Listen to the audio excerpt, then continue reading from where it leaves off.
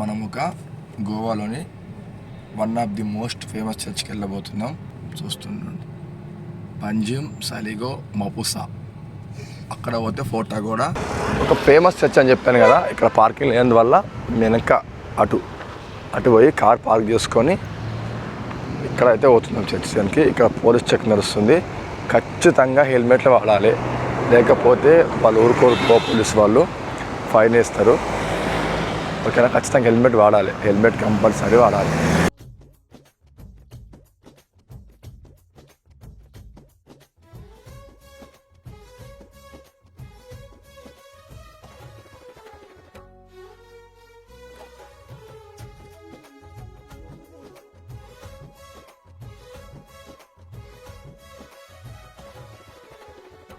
చర్చ్కి అయితే బయట నుంచి లాకేస్తుంది.